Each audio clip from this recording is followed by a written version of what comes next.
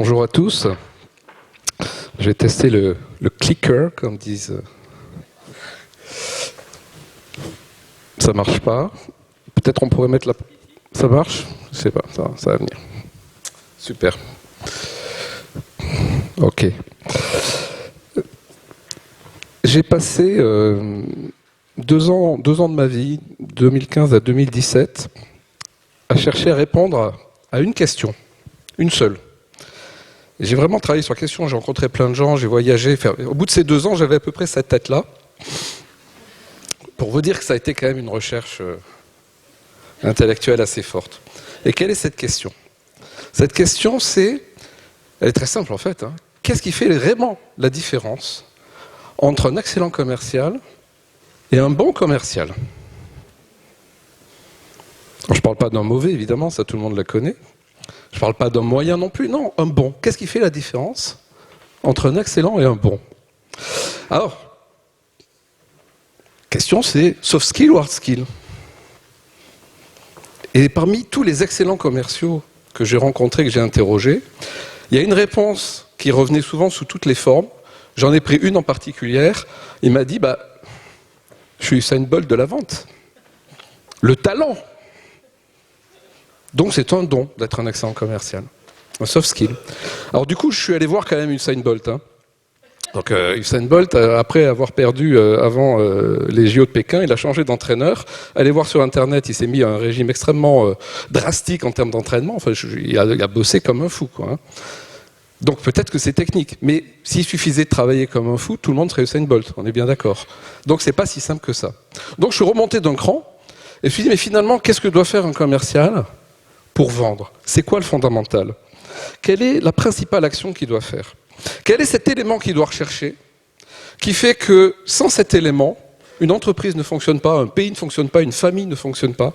Sans cet élément, les plus grands amours s'écroulent, les plus grandes amitiés disparaissent. Quel est cet élément? Réponse? La confiance. Vous achèteriez à quelqu'un dont vous vous méfiez? Non. Donc, le sujet c'est la confiance. Et les commerciaux doivent créer la confiance à 3 niveaux. Au niveau de l'entreprise, est-ce que j'ai confiance dans l'entreprise que le commercial représente? La confiance dans le produit ou la solution qu'il cherche à me vendre, évidemment, est-ce qu'elle me correspond? Et évidemment, la confiance dans la personne, dans le vendeur. Or, il se trouve que quand on regarde tous les sites internet des entreprises, quand on discute avec tous les services marketing, en leur demandant où est leur avantage concurrentiel, tous nous répondent la même chose. On a un super produit, on est proche du client, on est super réactif, on est très efficace, on est innovant, etc. Et tout ça, on le fait savoir, et on le fait savoir sur les réseaux sociaux, on le fait savoir par le marketing, etc. Ça veut dire quoi? Ça veut dire qu'effectivement, quand moi, commercial, j'arrive chez mon client, la confiance dans l'entreprise et la confiance dans la solution, elle est quasiment acquise. Et ça, c'est vraiment un sujet extrêmement important. Parce que finalement, c'est pour ça que j'ai tout un tas de commerciaux qui sont moyens, parce qu'ils arrivent avec ce niveau de confiance qui est déjà créé. La véritable différence, là où les excellents commerciaux font la différence, c'est dans la confiance dans la personne. Ils arrivent à créer la confiance dans le vendeur de manière extrêmement puissante. Alors, vous allez me dire comment on crée la confiance. Il faut être honnête, grandeur, il faut de l'authenticité. Non. Pourquoi non? Parce que si vous regardez par exemple ces gens-là, vous les connaissez peut-être, Charles Ponzi, Bernard Madoff et tous les grands escrocs de la Terre à qui vous avez fait confiance. Enfin, pas vous, bien sûr, je le souhaite pas en tout cas. Ils ne sont pas honnêtes, ils ne sont pas authentiques. Non, pas du tout. Et vous voyez, il y a une sorte de biais intellectuel assez intéressant. C'est-à-dire qu'on voit bien comment se détruit la confiance. Oui, dans la durée, il n'a pas tenu ses engagements, il n'a pas été authentique, il n'a pas été honnête, je ne lui fais plus confiance. Et donc, on a une sorte de raisonnement à contrario, en disant, alors pour créer la confiance, il faut faire le contraire de quand on la détruit. Donc il faut être honnête, authentique, etc. C'est pas ça. C'est autre chose. Donc ce sont des éléments d'influence qui sont bien différents. Et je vais vous dire, dans le monde dans lequel on vit aujourd'hui, quand vous êtes commercial, vous avez très peu de contact avec votre client, de moins en moins. Donc autant vous dire que ce n'est pas sur la durée que vous allez créer la confiance, c'est maintenant que vous devez le faire. Et vous êtes en compétition, vous êtes en concurrence. Donc comment font les meilleurs pour aller chercher cette confiance? Comment ils font pour être influents au moment qui compte, c'est-à-dire quand ils sont en face à face du client? comment ils vont faire la différence? Alors, je pense que c'est une compétence qui s'acquiert, c'est une compétence qui se développe, c'est un soft skill. Et on va voir, de notre point de vue, vers où il faut aller pour créer cette confiance. Petit point sur le concept de confiance. Vous savez, ça vient du latin cum fidere. Cum fidere, ça veut dire avec foi. Et la foi, qu'est-ce que c'est? La foi, c'est la croyance dans quelque chose dont je n'ai pas la preuve. Donc on n'est pas du tout sur du rationnel dans la confiance. La confiance n'est pas rationnelle. Et ce soft skill qui fait la différence, finalement, voilà, on a beaucoup travaillé dessus depuis 2 ans, on en a fait un livre qui s'appelle La négociation émotionnelle, et qui parle de quoi? Qui parle de plusieurs choses. Et avant de vous dire de quoi ça parle, je voudrais faire un petit point, parce qu'il y a ces notions d'éthique qui sont importantes en France. Je vais vous parler de choses dont on va pouvoir s'interroger sur est-ce que je peux l'utiliser? Oui, bien sûr, c'est efficace, mais est-ce que c'est bien? Et je voudrais faire une distinction entre la notion de manipulation et la notion d'influence. La différence essentielle, elle est dans l'intention. C'est-à-dire que quand je veux vous manipuler, je ne vous dis pas tout de suite ce que j'attends de vous. Et je vous amène à faire quelque chose que vous n'auriez pas fait. D'accord? Et il y a des livres excellents là-dessus qui s'appellent Petite manipulation à l'égard des honnêtes gens. Vous verrez, c'est d'une efficacité incroyable. Quelqu'un qui est prêt à acheter, les gens qui achètent à 15% un produit, manipulé, l'achètent à 75%. Donc ça fonctionne. Mais moi, je ne vous parle pas de ça. Moi, je voudrais vous parler de l'influence. C'est-à-dire, moi, je suis commercial, j'arrive, je viens vous vendre un produit. Je ne sais pas masquer, je ne suis pas en train de cacher. Je viens vous vendre le produit. Donc, il n'y a pas de manipulation. Par contre, je vais essayer de tout faire pour vous acheter le mien. Donc là, je suis vraiment dans la notion d'influence. Et cette influence, on peut l'avoir à 3 niveaux. Par le paralangage, par le langage et par la notion de contexte. Ce qu'on va essayer de voir ensemble dans le temps qui nous est imparti. Et comme vous êtes tous hyper sympas, Maryse m'a dit, tu peux leur livrer le secret du bonheur. Donc je voudrais vous livrer le secret du bonheur, à moins que vous l'ayez déjà. Pas le bonheur, mais le secret. Qui a le secret du bonheur? Alors le secret du bonheur, ouais, c'est quelque chose d'assez intéressant. Il y a un chercheur qui s'appelle Robert Waldinger, qui est chercheur à Harvard, et qui arrive sur scène, vous pouvez aller le voir sur le TED Talk. Il arrive sur scène et il vous dit, voilà, je suis le 3e chercheur qui porte une étude qui dure depuis 75 ans. Donc je suis le 3e, et on arrive à la fin de cette étude. Et on a suivi plus de 700 Américains, de la naissance jusqu'à leurs 75 ans. Certains ont été présidents des États-Unis, d'autres ont fini dans la misère, enfin peu importe. Et régulièrement on les interrogeait pour savoir ce qu'ils faisaient et s'ils étaient heureux. Et à la fin de ces 75 ans, je peux vous dire aujourd'hui quel est le secret du bonheur. Quand vous demandez ça à des jeunes, 80% vous disent l'argent et la gloire. La gloire pour la gloire, pas parce que j'ai fait quelque chose et que je mérite la gloire. Mais il dit, mais c'est pas ça. Le secret du bonheur, c'est les relations sociales que vous avez créées tout au long de votre vie. C'est les amis que vous avez eus. C'est les échanges que vous avez pu avoir avec vos amis. C'est votre famille. Et les gens qui ont eu une vie riche d'un point de vue social sont des gens qui ont été plus heureux que les autres. Alors, pourquoi je vous raconte ça? Je vous raconte ça parce que ça veut dire quoi, à contrario, là, pour le coup? Ça veut dire qu'une des plus grandes souffrances de l'être humain, qu'est-ce que c'est? Pas la solitude, pire que la solitude. Ah, la différence est horrible. Mais le rejet social. Le rejet social, c'est une souffrance qui est une souffrance physique. Et ils ont fait des tests extraordinaires. Ça se passe dans une salle de médecin, vous avez 2 compères et puis un patient. Et les 2 compères s'envoient une balle, vous savez, en la faisant rebondir sur le sol entre eux. Et puis au bout d'un moment, hop, ils l'envoient au patient, qui a un sourire qui s'illumine, qui renvoie la balle, il joue à 3. Et au bout de 3 minutes, ils arrêtent de la renvoyer au patient et ils rejouent tous les 2. Ils l'excluent. Et là, vous voyez la tête du 3e. Il dit, mais pourquoi je suis exclu? Pourquoi je suis rejeté? Et il en trouve une souffrance. Enfin, au bout de 5 minutes, sur un jeu de balle, chez un médecin avec des gens qu'il ne connaît pas. Donc là, c'est vraiment ancré. Cette notion de rejet social, elle est terrible. Et alors, on va en déduire quoi quand on travaille sur les commerciaux? On va en déduire que il faut que tu montres à ton client que tu l'aimes. Évidemment. Puisque les gens veulent se sentir aimés, appréciés, faire partie du groupe. Et c'est là que ça devient intéressant, parce que ça, c'est ce qu'on apprend à tous les commerciaux. Mais on oublie une chose, c'est que le commercial, c'est un être humain aussi. Et que lui aussi veut être aimé. Bah oui. Et comme il veut être aimé, qu'est-ce qui se passe? Il se passe qu'il y a une dérive extraordinaire qu'on voit dans à peu près tous les business, ça s'appelle la dérive du nice guy. C'est-à-dire, comme je veux être aimé par mon client et que je veux qu'il m'aime, je ne le contredis jamais. Et donc je passe d'un concept d'acceptation sociale à un concept de soumission sociale. Et quand je suis en soumission sociale parce que je veux surtout pas le fâcher, parce qu'on m'a appris qu'il fallait que je l'aime, ben effectivement, ça se traduit par quoi? Ça se traduit par une baisse des marges. Parce qu'au moment où il va commencer à négocier le prix, ben je ne serai pas en position de discuter avec lui. Je serai en dessous. Okay, et alors, tout ça, ça a été, je dirais, démontré scientifiquement, et je vais y venir, avec cette compréhension que dans la vente complexe, il y a un phénomène extraordinaire, hein, c'est qu'aujourd'hui, dans la vente complexe, il y a entre 5 et 12 personnes qui interviennent sur un processus d'achat. Ça veut dire que, moi, commercial, je peux toujours essayer d'être aimé par les 12, mais je ne vais pas y arriver. Hein. Et ça va même être pire que tout. S'il y en a un qui m'aime bien, mais que le chef n'aime pas celui qui m'aime bien, il ne va pas m'aimer. Hein. Les amis de mes ennemis sont mes ennemis, si je puis dire. Donc on est dans un phénomène où il faut arrêter avec le relationship selling, soit copain avec tout le monde, etc. Ça ne marche plus. Enfin, en chasse en tout cas. Et en plus, il y a une inertie grandissante dans des phénomènes de décision complexes qui sont le statu quo.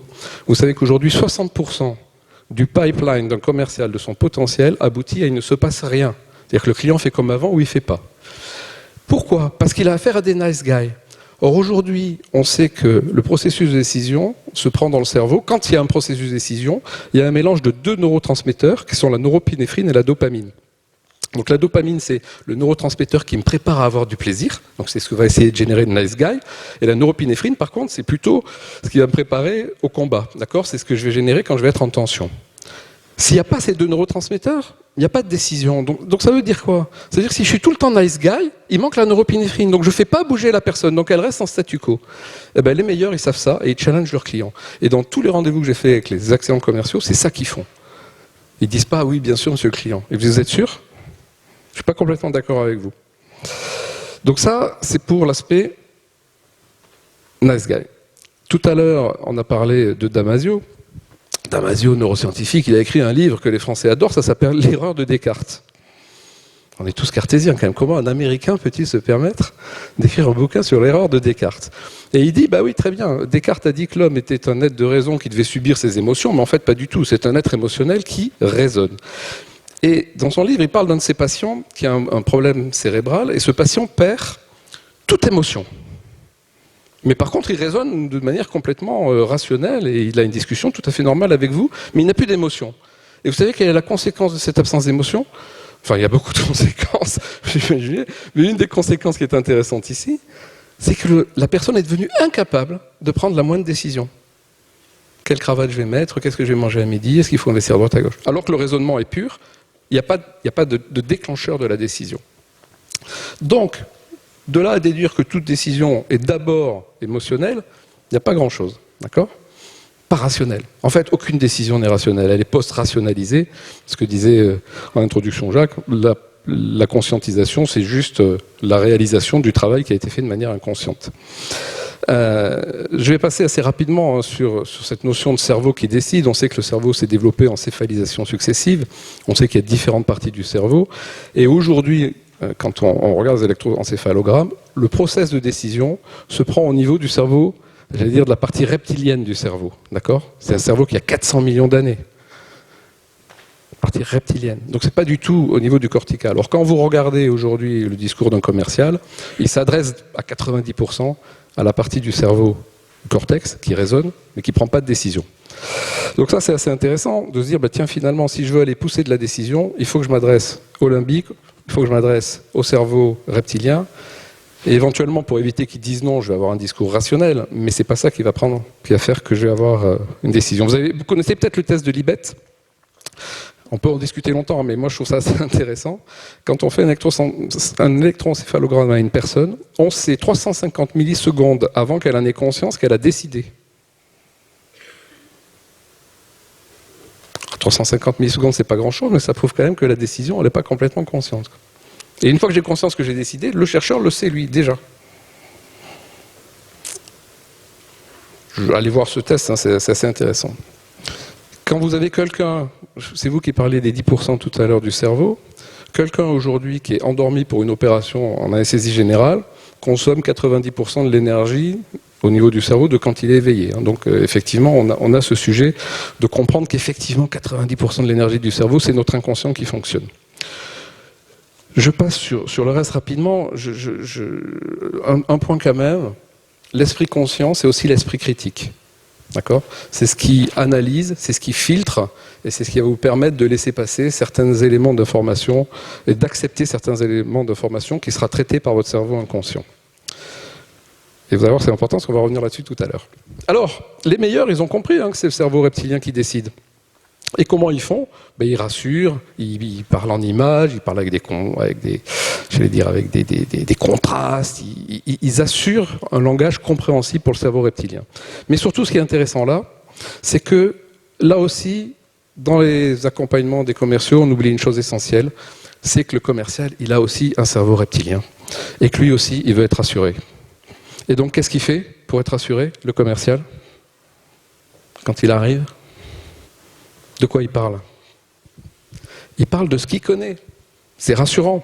Et donc vous avez des decks de commerciaux qui commencent par vous faire 300 slides pour vous expliquer pourquoi Dalkia c'est la meilleure entreprise du marché, etc. Et en faisant ça, il y a un truc extraordinaire, c'est qu'il endort le cerveau reptilien de l'autre, qui décide donc, évidemment. C'est fascinant quand même. Donc ça c'est des erreurs que font pas les meilleurs commerciaux. Commence pas par là. Dernier point, ce garçon s'appelle Alex Pentland. Et Alex Pentland, c'est un chercheur au MIT. Et il a fait des études sur le paralangage.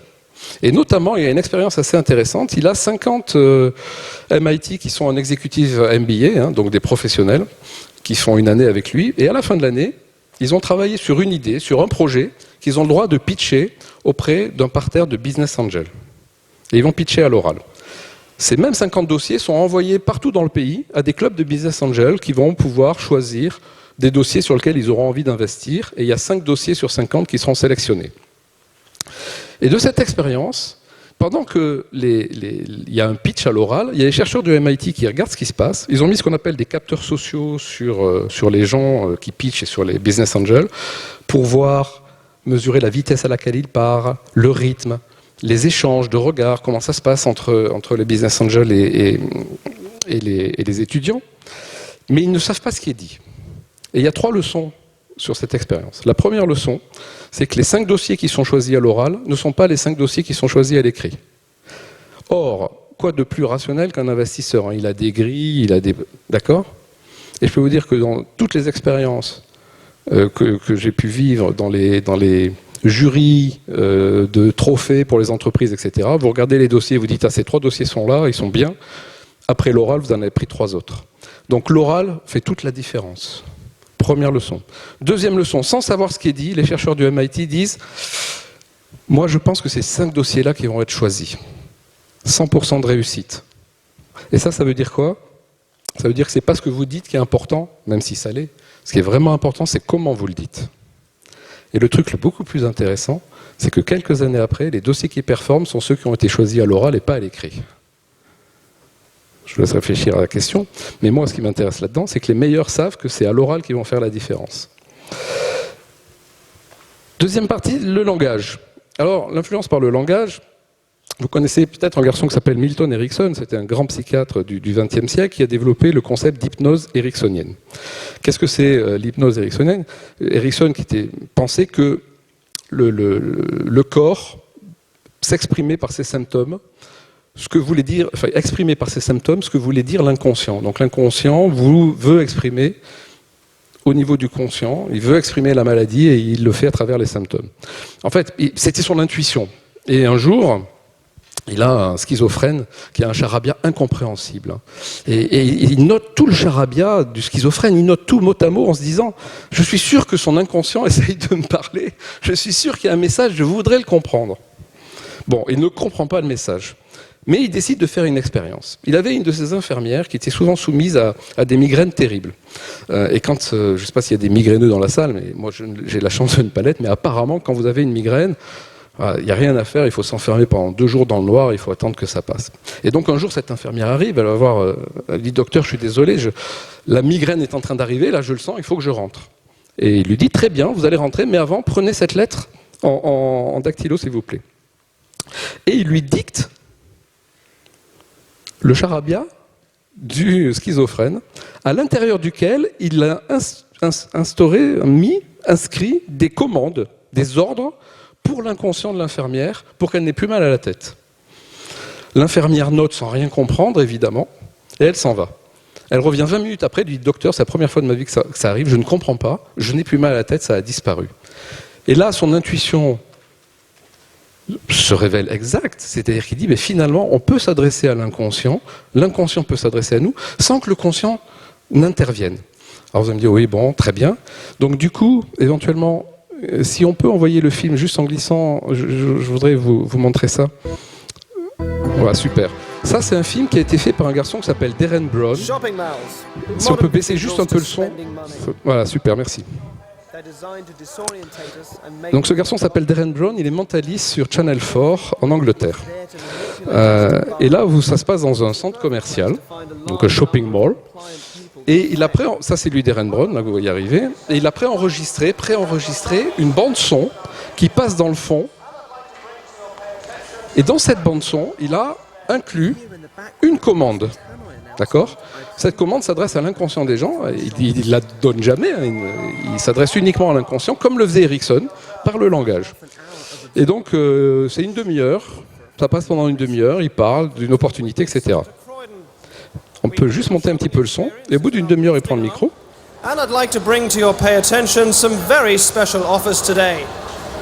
Et vous allez voir, il va dire une chose, il va dire « faites-le maintenant ». Il ne dit pas quoi, il dit juste « faites-le maintenant ».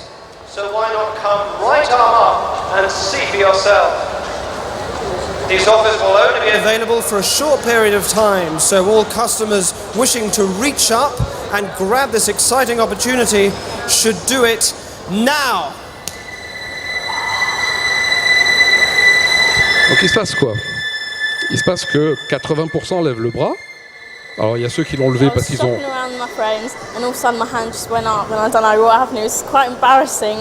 Voilà, je vais arrêter. Ça veut dire quoi? Alors vous avez entendu ce qu'elle a dit, hein? J'étais en train de me promener avec ma copine, tout d'un coup j'ai levé mon bras, j'étais super embarrassé, je ne sais même pas pourquoi. Donc vous avez peut-être 30 ou 40% des gens qui ont levé le bras, après il y a ceux qui ont vu les autres lever le bras, donc qui ont levé le bras quand même, et puis il y a ceux qui n'ont pas levé le bras. Mais il n'empêche que je me suis adressé à l'inconscient des gens et que je leur ai envoyé une commande qui a fonctionné, un truc basique, mais quand même. Imaginez, je fais ça sur un shopping mall avec 1000 personnes, qu'est-ce qui peut se passer dans un entretien, une relation commerciale ou un appel d'offres avec 5-6 personnes? Alors, rassurez-vous, hein, je ne suis pas en train de dire qu'il faut transformer vos commerciaux en mentalistes ou en hypnothérapeutes. Mais, je suis juste en train de dire, à partir du moment où on comprend que c'est l'inconscient qui décide, peut-être qu'il faut travailler un peu différemment. Et donc, ce qu'on vous propose, c'est ce que moi j'appelle les formules conversationnelles. Alors on ne va pas toutes les faire, rassure-toi Marie, je sais qu'on n'a pas beaucoup le temps. Mais voilà des techniques, présupposition, induction, question inductive, pseudologique. On va voir quelques-unes quand même, qui sont une manière d'aller chercher ce fonctionnement du cerveau. Alors, les présuppositions. Présuppositions. Pour gagner du temps, je vais vous afficher ce que je vais dire. Les commerciaux imaginent souvent qu'il suffit de comprendre la puissance des méthodes de ce livre pour faire la différence. Alors que comprendre n'est pas suffisant. Hein. Ce qui est important, c'est de pratiquer jusqu'à ce que ça devienne un réflexe. D'accord ? Quel est le message important ? Alors j'ai deux questions à vous poser. La première est très simple, la deuxième un peu plus compliquée. Donc la première très simple, quel est le message important que je vais vous faire passer ici ? Réflexe. Il faut pratiquer pour en faire un réflexe. Ok. On va faire un petit exercice, mais vraiment très, très rapide, si vous voulez bien, parce que je voudrais que vous compreniez bien ce qu'on est en train de faire. Pour ceux qui n'ont pas mal aux épaules, est-ce que vous voulez bien mettre les mains comme ça? Oui, pas comme ça. Super. Les deux mains à hauteur des poches, vous êtes bien installés là.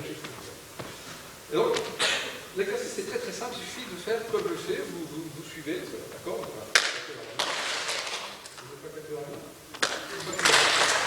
Ok, on va lever. C'est intéressant. On va lever main droite, voilà.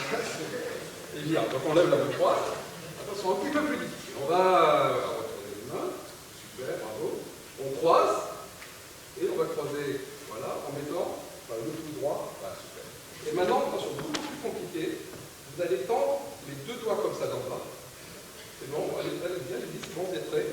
Et si vous avez vraiment bien suivi, Vous devriez, allez-y doucement, hein, pouvoir faire ça.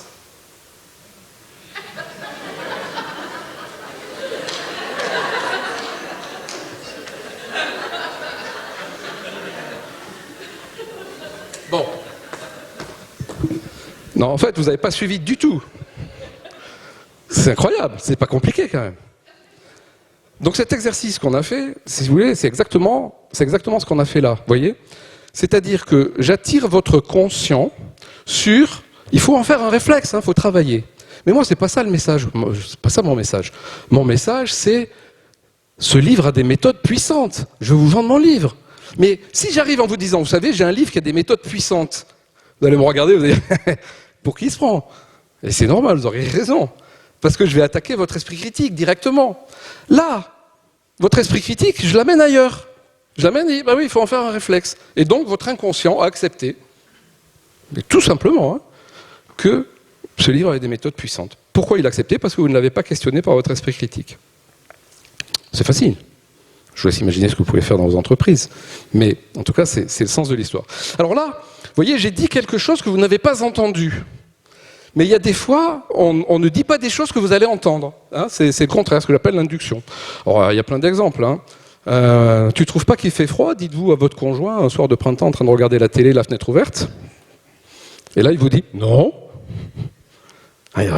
Non, il vous dit pas ça. Ou elle vous dit pas ça. Il se lève éventuellement, il va fermer la fenêtre. Vous avez entendu quelque chose qui n'a pas été dit. Alors, il y en a d'autres qui sont intéressants. Le client qui vous dit « Nous avions rendez-vous à quelle heure ?» Qu'est-ce qu'il induit ? Vous êtes en retard. Peut-être. Alors après, il y en a qui sont un peu plus vicieuses, des inductions.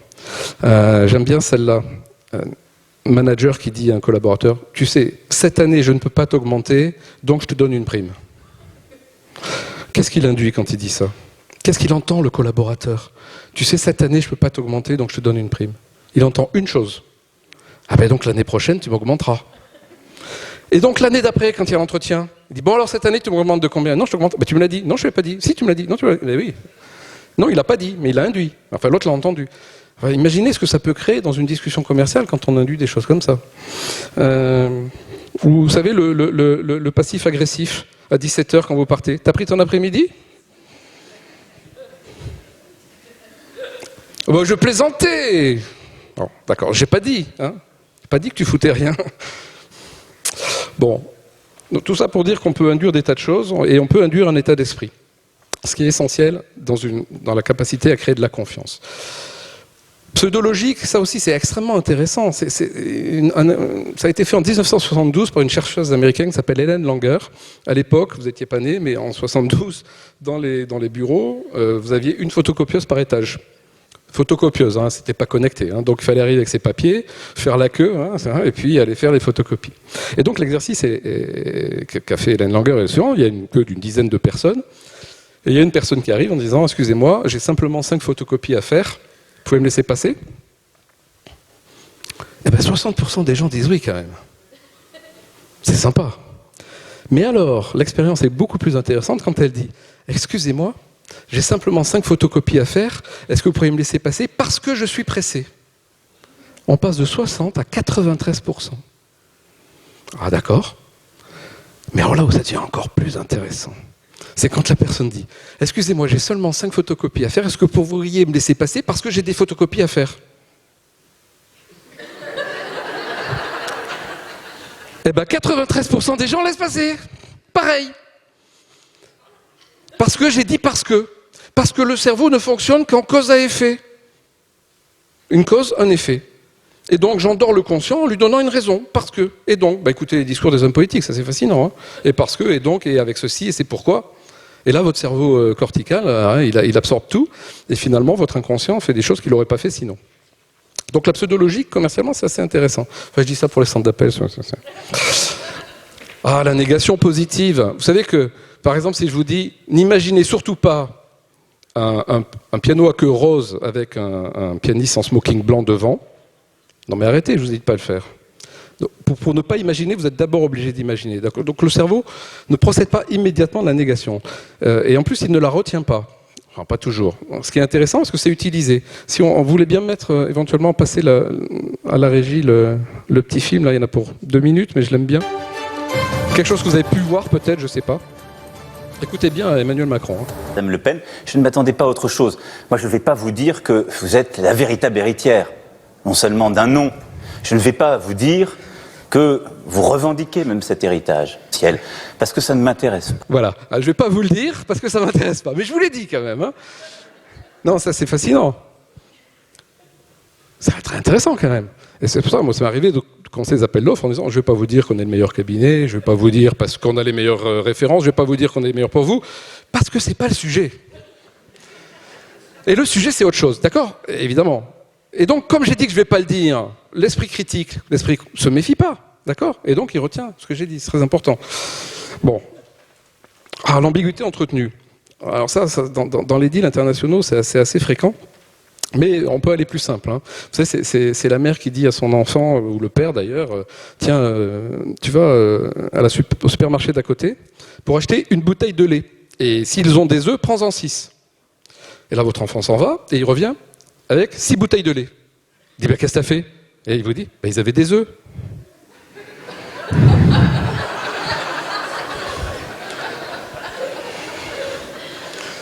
Qui a tort? Ambiguïté. Non. Quand j'étais à Harvard, j'ai discuté avec des étudiants américains et ils me disaient, vous les Français, vous êtes super bons en mathématiques. D'ailleurs, vous avez un nombre de médailles Field incroyable. Vous savez ce que c'est la médaille Field? Vous savez, c'est comme le prix Nobel, mais pour les mathématiques. Donc là, je viens de faire un truc, vous voyez, si je m'arrête là, grosso modo, dans un mois, vous direz, tiens, j'ai vu un gars à Service France, l'esprit de Service France, il a fait Harvard. Je n'ai pas fait Harvard, j'étais en vacances là-bas, j'ai rencontré des étudiants américains, on a parlé, voilà. Donc j'ai créé une ambiguïté, vous voyez, c'est comme le client qui vous fait penser que c'est lui qui décide. Alors qu'en fait, il est dans un placard, il n'a que ça à faire de recevoir les commerciaux. Ambiguïté entretenue. Bon, c'est après que ça pose problème. Hein. Pour signer, ça facilite des fois, mais c'est dans le suivi de contrat, c'est compliqué. Dernière partie, il y a une force, il y a l'influence du contexte. Il y a un proverbe bantou qui dit la force du crocodile, c'est pas sa réputation, hein, c'est l'eau. La force du crocodile, c'est l'eau. C'est-à-dire qu'en fait, l'environnement détermine vraiment beaucoup de choses dans nos processus de décision. Alors, il y a une règle qui est claire, hein, c'est que le contexte permet d'identifier et d'interpréter ce qu'on est en train de dire. Moi, j'ai assisté un jour, c'était une hôtesse de l'air et une personne. C'est à l'époque où il fallait éteindre, vous savez, tous les ordinateurs, tous les appareils électroniques. Et donc, il y avait un gars qui était avec son ordinateur et l'hôtesse de l'air lui dit, monsieur, il faut éteindre, c'est le règlement, on va décoller. Et l'autre lui dit, oui, mais vous inquiétez pas, je suis en mode avion, il n'y a aucun problème. L'infirmière dit, l'hôtesse de l'air lui dit, ah monsieur, je suis désolé, il faut éteindre, c'est le règlement. Et là, le gars la regarde, il dit, vous savez, je suis ingénieur Airbus, je vous assure qu'il n'y a aucun problème. Il dit, oui, peut-être, monsieur, certainement, mais le règlement, c'est qu'il faut éteindre. Et donc, vous voyez deux contextes qui sont en train de rentrer en collision. Le contexte de l'ingénieur qui essaye d'imposer un contexte scientifique et, non pas l'infirmière, mais l'hôtesse de l'air qui essaye d'imposer le contexte technique, juridique, enfin légal. Qui a gagné d'après vous? Bah, l'hôtesse de l'air, évidemment. Et donc, il a éteint son truc. Donc, le contexte, il n'y en a qu'un. Vous ne pouvez pas interpréter 136 contextes. Donc c'est important pour vous, si vous voulez créer de la décision et bien vendre, de poser le bon contexte. Et donc je voudrais vous donner cet exemple qui a été fait sur les confitures Wilkin & Sons. Donc c'est une confiture qui ne sont pas françaises, comme vous en doutez. Et donc à la sortie, je crois que c'est à Harvard, à la sortie, il y a eu deux sorties, et ils ont installé 2 tables avec des confitures Wilkin & Son, une table où vous avez 24 pots de confiture avec des saveurs extraordinaires, et une autre table où il n'y en a que 6, avec les saveurs traditionnelles. Okay, et on propose de goûter, vous avez droit à 2 cuillères, et vous avez des bons de remise, bon, assez classiques. Mais figurez-vous qu'il y a plusieurs trucs intéressants. D'abord, je passe sur les deux, d'abord, sur le stand où il y a 24 confitures, 60% des gens s'arrêtent. Parce que c'est extraordinaire. Alors que là où il n'y en a que 6, il n'y en a que 40%. Là où on continue de poser un contexte intéressant, c'est que dans les 60%, il y en a 3% qui achètent. Alors que sur les 40% qui s'arrêtent, il y en a 30% qui achètent. 3%, 30%. D'accord? Enfin, je sais pas, vous calculez, hein, c'est soit 12 ventes, soit 2 ventes. Hein. Donc si j'ai 6 confitures, je vends 6 fois plus que si j'en ai 24. C'est assez intéressant. Et là, on revient au cerveau qui décide. Vous vous souvenez, c'est le cerveau reptilien. Le cerveau reptilien, il veut économiser de l'énergie. Décider, ça demande de l'énergie. C'est trop compliqué, je décide pas. Je vous dis ça, réfléchissez à vos contrats, si vous avez des multi-options dans tous les sens, etc. Je sais pas. C'est une très très très bonne idée. Il faut donner le choix, mais pas trop. Ouais, c'est ça un peu ça l'idée. Ah, le contexte, l'ego depletion. L'ego depletion, vous allez comprendre pourquoi, là, maintenant, c'est pour moi très très difficile, parce que vous êtes tous en ego depletion. L'ego depletion, ça a été défini donc, par Kahneman.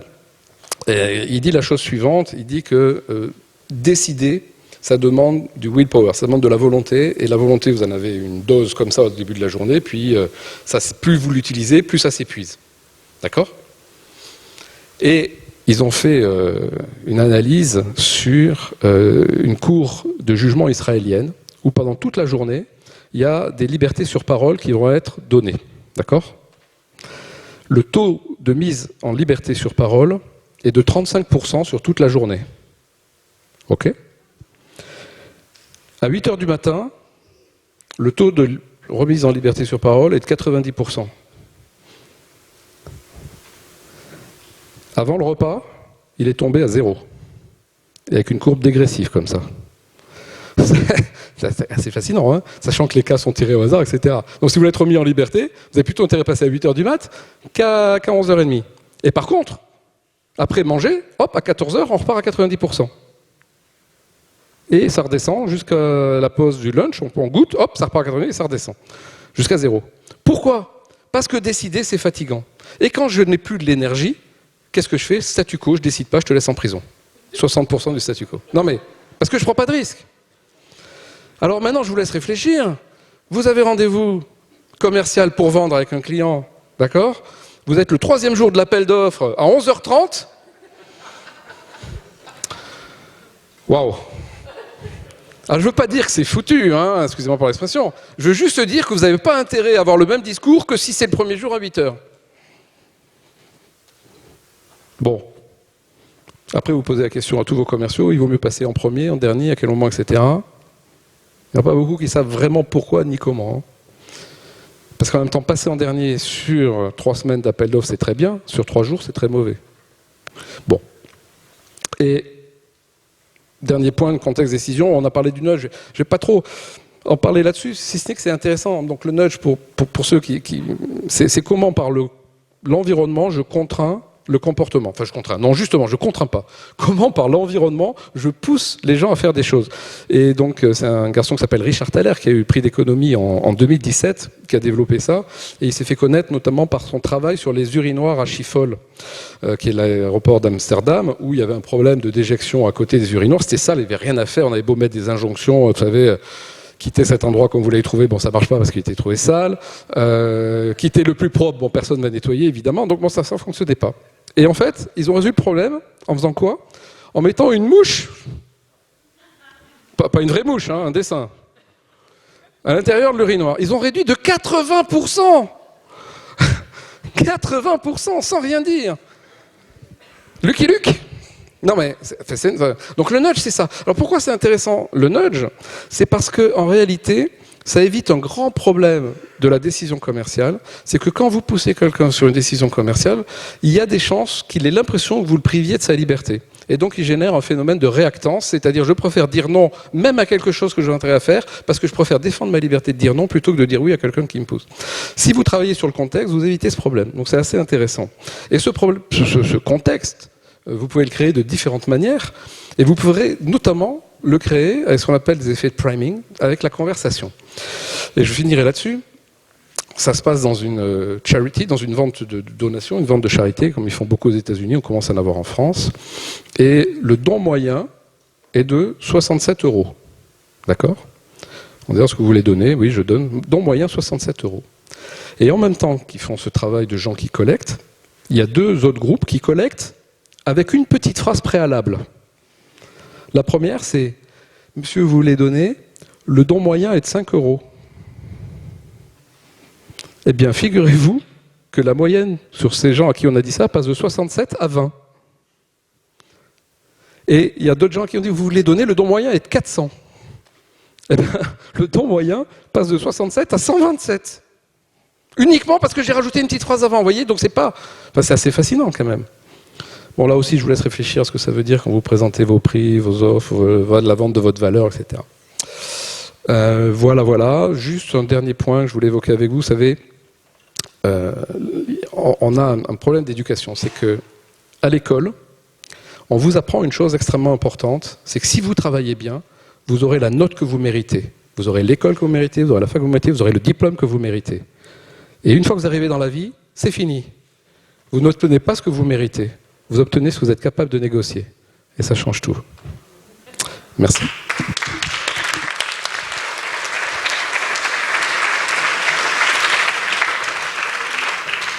Je sais que tu dois partir. C'était passionnant, non? Est-ce que vous avez des questions à poser à Frédéric? Profitez-en si vous voulez négocier vos prix. Hein. Oui, monsieur. Pardon. Oui, je réagis à la remarque que vous avez faite quand vous avez dit que le choix limitait la prise de décision. Et je voulais vous faire réagir aux élections européennes où il n'y a jamais eu autant de listes et jamais eu autant de participation. Oui, là c'était le choix d'aller voter ou pas. Vous n'aviez qu'un choix, je vais voter ou je ne vais pas voter. Après c'est pour qui, c'est le débat. D'accord.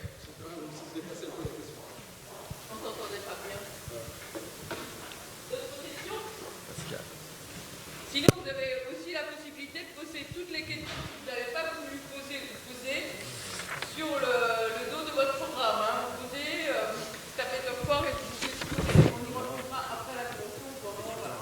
N'hésitez pas. Une dernière question. Fatigué déjà? Non, c'est des coups de déflécheur. Je ne sais pas qui passe après moi, mais ça va être... Les pauvres, c'est tout de... Oh là là. Alors, peut-être une deuxième question alors. C'est toujours moi. Comme vous êtes passé à 11h, est-ce que vous auriez changé d'intervention si vous étiez passé à 9h? Merci. C'est une excellente question. Je vous remercie de l'avoir posée. En fait, ça a été conçu pour que ça marche à 11h. Parce que je savais que j'avais passé 11h. Et non, en fait, j'ai laissé Jacques faire ça à 9h, c'était beaucoup plus efficace que moi. Non, mais effectivement, c'est une vraie question. En fait, si j'étais dans un appel d'offres, je vous aurais tous d'abord donné une barre de Mars avant de commencer à parler, oui. Ou, enfin, c'était pas une pub, hein, ou Bounty, ou ce que vous aimez. Faire remonter le sucre. Parce qu'à peine le sucre absorbé, hop, votre capacité de décision remonte. C'est assez fascinant. Tu offres des bonbons avant de commencer ta négo. Ça m'est arrivé. Légère. Bon, Merci Maryse. c'est moi qui te remercie infiniment. Applaudissez-le. Merci beaucoup, beaucoup.